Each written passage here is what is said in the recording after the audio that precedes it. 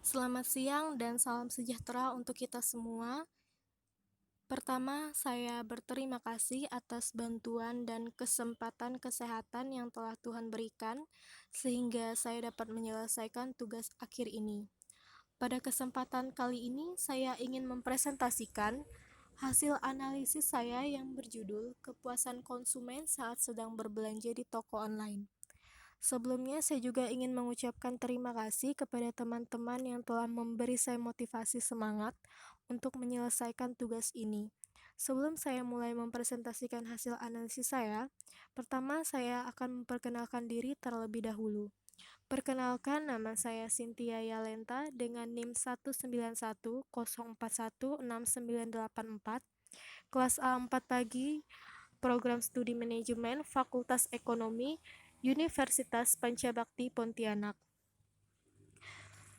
Tujuan saya melakukan analisis ini adalah sebagaimana untuk memenuhi tugas akhir saya pada mata kuliah aplikasi komputer dengan Pak Adia Trandi YMSEMM selaku dosen pengampu pada mata kuliah aplikasi komputer ini. Baiklah, saya langsung saja akan memulai membahas hasil analisis yang telah saya lakukan. Seperti yang ada di slide ini, judul dari analisis yang saya lakukan adalah kepuasan konsumen saat sedang berbelanja di toko online. Tujuan dari analisis ini adalah yang pertama, mengetahui karakteristik konsumen ketika sedang berbelanja di toko online. Yang kedua, mengetahui hasil perbandingan antara harapan dan kenyataan konsumen saat sedang berbelanja di toko online. Yang ketiga adalah mengetahui hasil analisis kepuasan konsumen saat sedang berbelanja di toko online.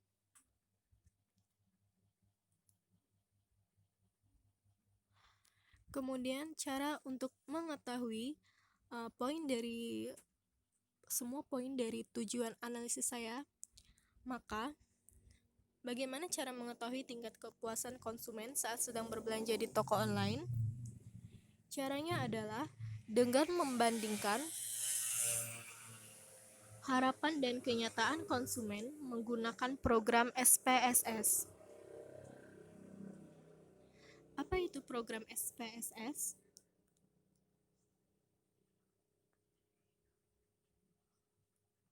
SPSS sendiri merupakan singkatan dari Statistical Package for the Social Science atau paket statistik untuk ilmu sosial. SPSS adalah program komputer yang digunakan untuk melakukan analisis statistika tingkat lanjut, analisis data dengan algoritma machine learning, analisis string, serta analisis big data yang dapat diintegrasikan untuk membangun platform data analisis. Jadi program aplikasi SPSS ini digunakan untuk memecahkan masalah riset maupun bisnis untuk hal statistik. Kemudian beberapa fitur dari program SPSS ini adalah seperti statistika deskriptif, statistika bivariat, regresi linear, identifikasi kelompok, analisis spasial, dan masih banyak yang lainnya. Kemudian sebelum melanjutkan ke hasil analisis saya, pertama saya akan menjelaskan apa itu toko online dan seperti apa definisi dari kepuasan pelanggan atau konsumen itu sendiri. Yang pertama adalah apa itu online shop atau toko online. Online shop di sini adalah suatu proses pembelian barang atau jasa dari mereka yang menjual barang atau jasa melalui internet di mana antara penjual dan pembeli tidak pernah bertemu atau melakukan kontak secara fisik, yang dimana barang yang diperjualbelikan ditawarkan melalui display dengan gambar yang ada di suatu website atau toko maya.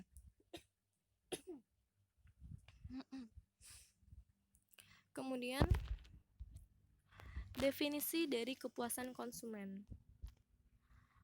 Kepuasan pelanggan atau konsumen itu sendiri adalah tingkat perasaan konsumen setelah membandingkan antara apa yang dia terima dengan harapannya.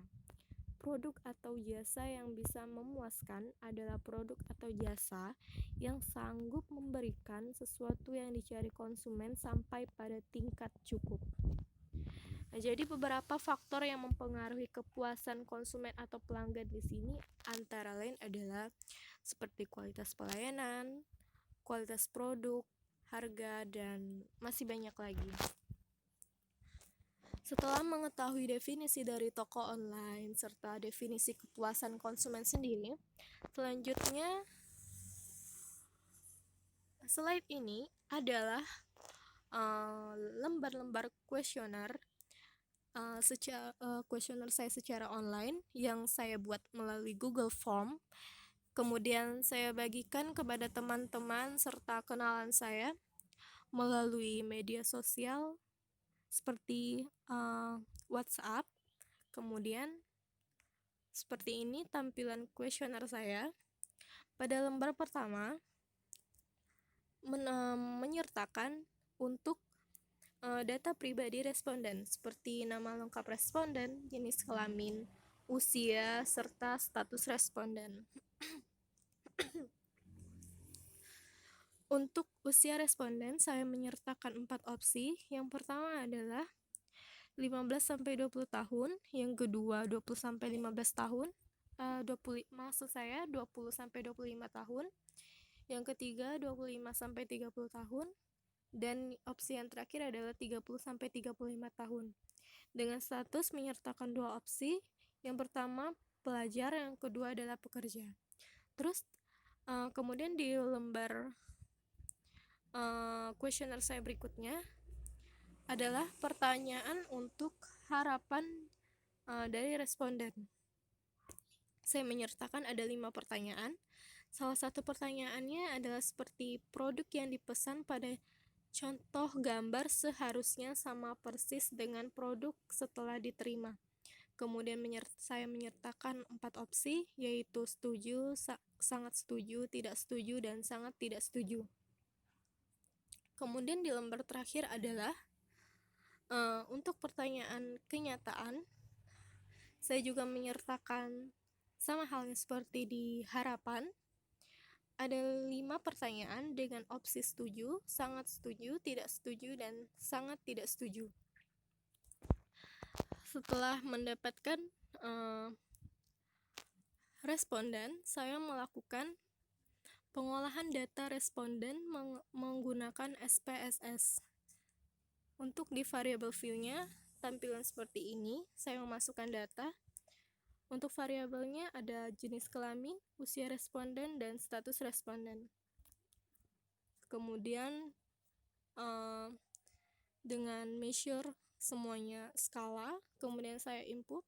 Kemudian di data view-nya ditampilkan seperti ini. Saya memasukkan semua data yang ada di kuesioner tadi ke dalam sini. Kemudian untuk jenis kelamin, seperti yang diketahui, jika satu adalah perempuan dan jika dua adalah laki-laki. Untuk usia responden, jika satu adalah 15-20 tahun, jika dua adalah 20-25 tahun, jika tiga adalah 25-30 tahun, dan jika empat adalah 30-35 tahun. Kemudian untuk status responden adalah jika satu sama dengan pelajar dan jika dua adalah sama dengan pekerja. Kemudian saya mengolah data dan melakukan analisis dengan metode statistika deskriptif dengan hasil output seperti ini. Hasil output frekuensi untuk jenis kelamin responden perempuan sebanyak 26 orang dengan 54,2% dan responden laki-laki sebanyak 22 orang dengan 45,8%. Dan total responden saya adalah 48 orang. Kemudian untuk usia responden, untuk usia 15-20 tahun sebanyak 36 orang dengan persentasi 75%, dan untuk responden 20-25 tahun sebanyak 11 orang dengan persentase 22,9%, dan untuk usia 30-35 tahun hanya ada 1 orang dengan persentase 2,1%.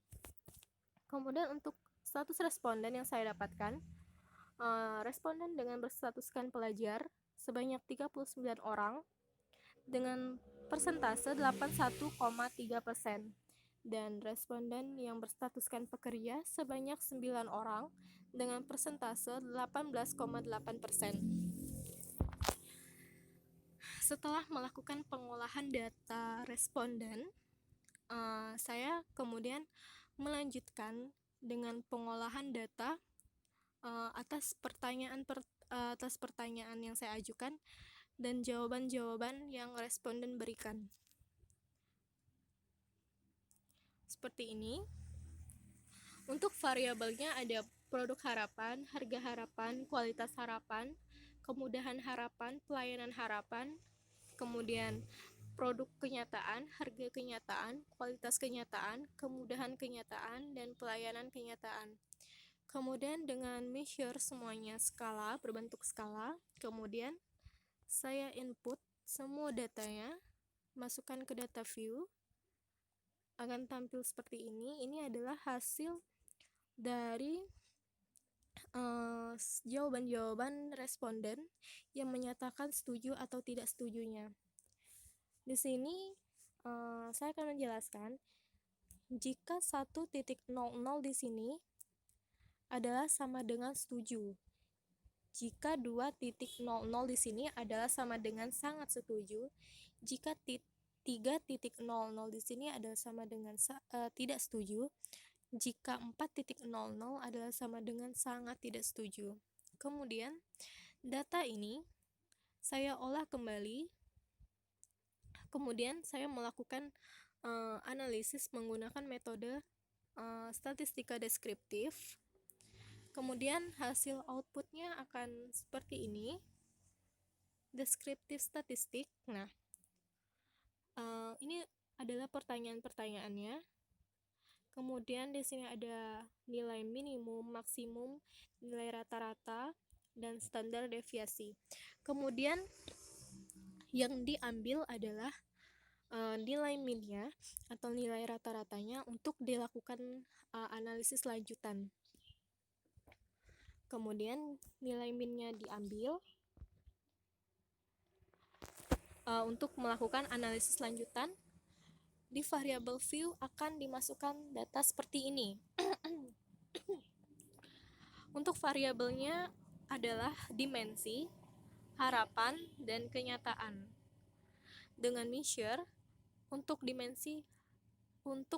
variabel dimensi adalah nominal, measure untuk variabel harapan dan kenyataan adalah skala. Kemudian saya menginput data. Di data view dimasukkan data seperti ini. Untuk variabel dimensi ada produk, harga, kualitas, kemudahan, dan pelayanan. Untuk variabel harapan dan kenyataan adalah angka-angka seperti berikut ini. Ini adalah nilai dari nilai rata-rata atau min yang ada di hasil output sebelumnya. Kemudian dilakukan analisis kembali menggunakan analisis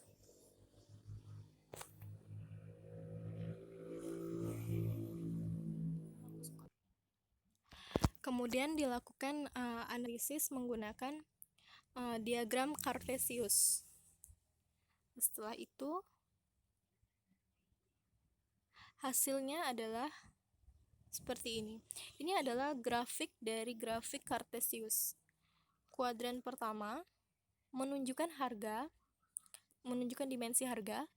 Kemudian kuadran 2 menunjukkan dimensi produk dan kualitas. Kuadran 3 menunjukkan dimensi kemudahan, dan kuadran 4 menunjukkan dimensi dari pelayanan.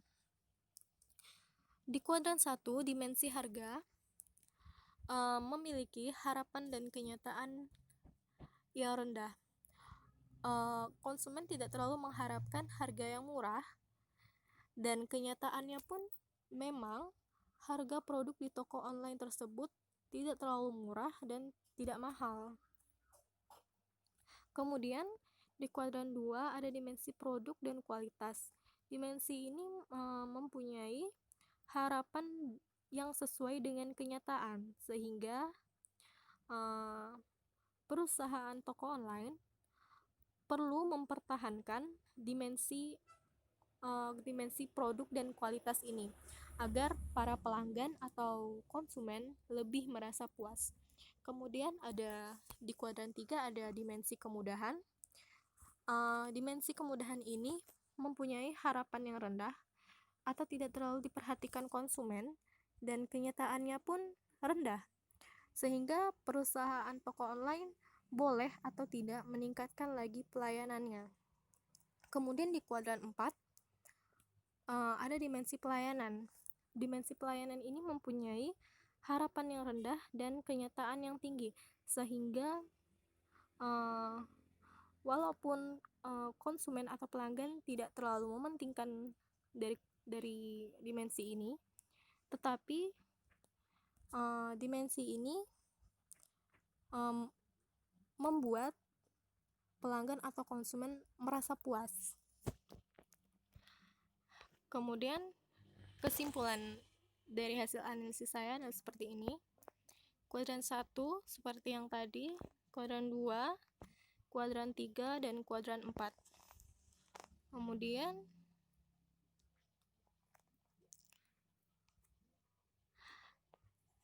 karakteristik konsumen ketika sedang melakukan belanja secara online yang paling banyak adalah konsumen perempuan dengan persentase 54,2%. Kemudian konsumen berusia 15-20 tahun dengan persentase 75%, dan konsumen yang berstatuskan sebagai pelajar dengan persentase 81,3%. Kemudian secara keseluruhan dari hasil analisis tingkat kepuasan konsumen ketika sedang melakukan belanja online yang telah saya lakukan sebelumnya adalah masih banyak konsumen yang merasa kurang puas ketika sedang berbelanja secara online. Masih ada beberapa dimensi kepuasan yang para konsumen harapkan, tetapi tidak sedikit pula konsumen yang merasa puas ketika sedang melakukan belanja secara online tersebut.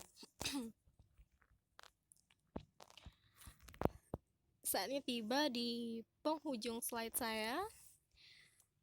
Pada slide ini menandakan berakhirnya penjelasan hasil analisis yang telah saya lakukan. Demikian isi persentase saya. Mohon maaf jika saya banyak kekurangan, dan sekian dan terima kasih.